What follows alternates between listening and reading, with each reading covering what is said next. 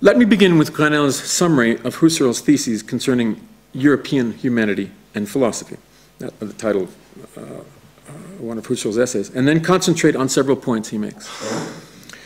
Granel notes first, and with reference to the theme of European humanity, that Husserl defines the essence of humanity from the basis of a notion of reason that is Eurocentrically determined in the very strongest sense.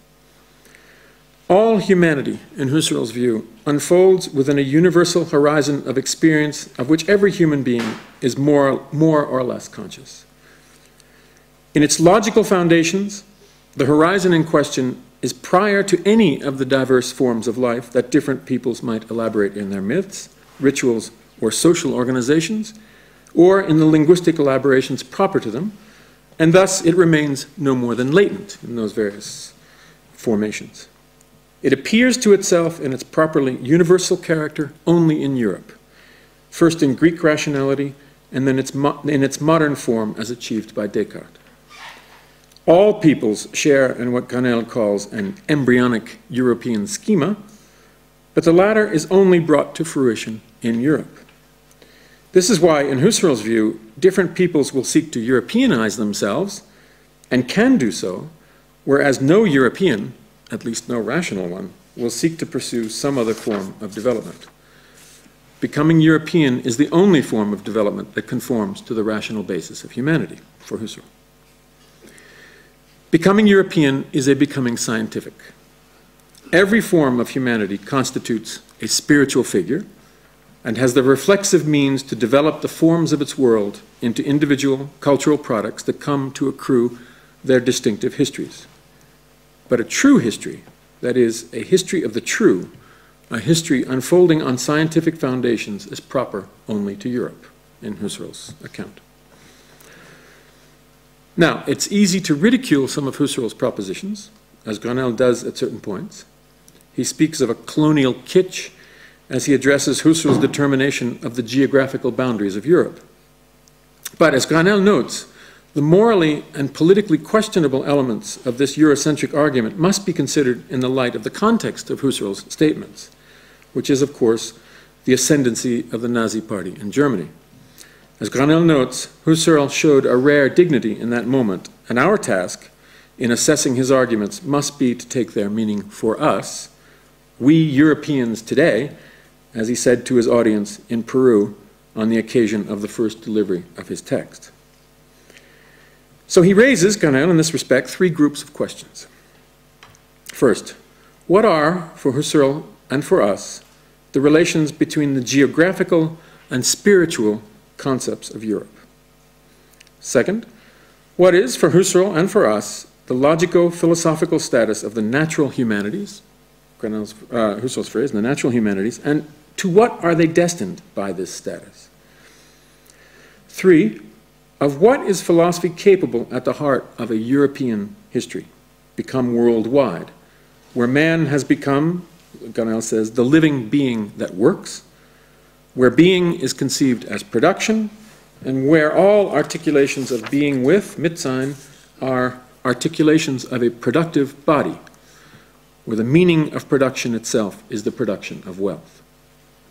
So three questions about the geographical site, about the logico-philosophical status of the natural humanities, and then the question about production. In respect to the first question, Granel notes that Husserl sees ex-colonies, such as the countries of North America, as properly European in the spiritual sense.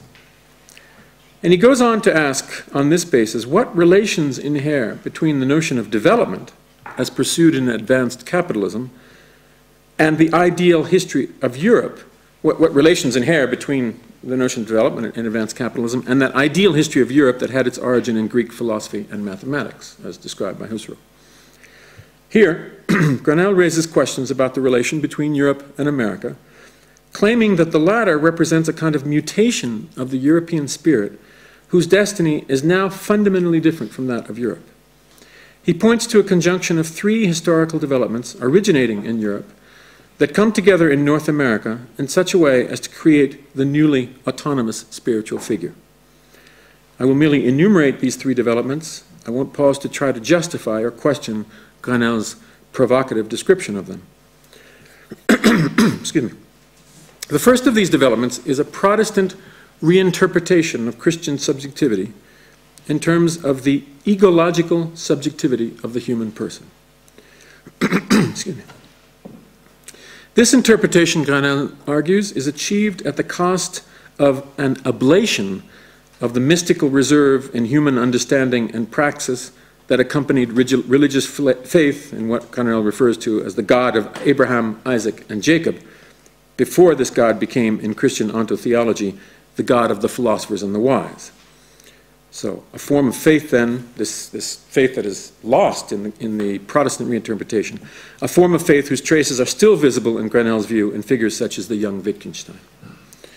There is no longer a point of junction, Grenel declares, between the modern subject, in that American form, and any of the natural humanities, using the Husserlian phrase, that issued from Abraham.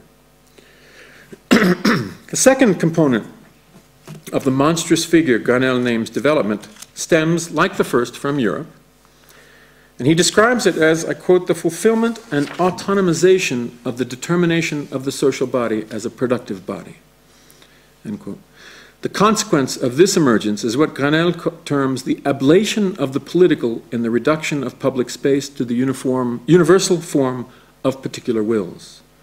Modern liberal democracy, in its exclusive attention to individual rights and the well-being of the person, eviscerates communal forms so that, I quote, no common and public search for the forms of the true, the good, and the useful precedes and defines the existence of the individual. This is why, still quoting Grenel, despite superficial resemblances, we have no political existence in the Greek sense, end quote. The essential reference to individual subjectivity and the person for every justification of democratic processes results, in this account, in the foreclosure of more fundamental perspectives in the orders defining social existence. Hence, the failure to grasp the fact, as Grenel puts it, I quote, no more does man constitute the language in which he learns to speak than does he decide on the God to whom the fundamental form of mitsein, in which all his professional, social, and cultural practices are inscribed, including those practices that are consciously and voluntarily political, will sacrifice. As far as we are concerned, this God has been known for a very long time, for all the festivities of modern liberty are offered, half consciously, half unconsciously, to the golden calf, end quote. Grenel's point, quite simply, is that we must achieve a fundamental grasp of the constitution of the modern world on the basis of the dual drive. We must think the grounds of our being, our contemporary being, from the determination of the meaning of being that defines our epoch. Any philosophical preparation for transformation can only proceed from a thought of the limits of the latter determination. The third component of an ex-European modernity involves the universalizing pretension of modern science.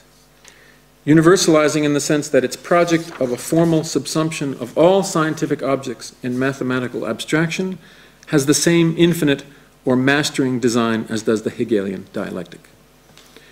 Grenel links this universalizing design to the logic of development described by Marx in ways I will not try to summarize, nor could I believe, but the implication he draws from this argument is arresting. I quote, to the ablation of mystical reserve and that of the transcendence of the political, we must now add the ablation of conceptual interrogation, or, to put the same thing in different terms, the renunciation of fundamental justification.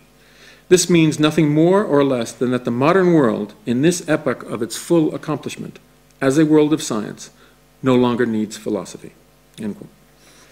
Either philosophy conforms to the idea of science, as in Anglo-Saxon analytic philosophy, or it is dismissed. Grenel's response to the latter imperative is to seek to decouple the philosophical concept of logic from the formal abstraction proper to the modern scientific ideal, conforming to the idea of a mathesis universalis. He very swiftly demonstrates how this is to be done in phenomenology, and then he asserts that our task must be to confide the writing of logical formality to the possibilities of the natural languages within the horizon of what Husserl called the natural attitude, which is nothing other for Grenel than what Heidegger called being in the world.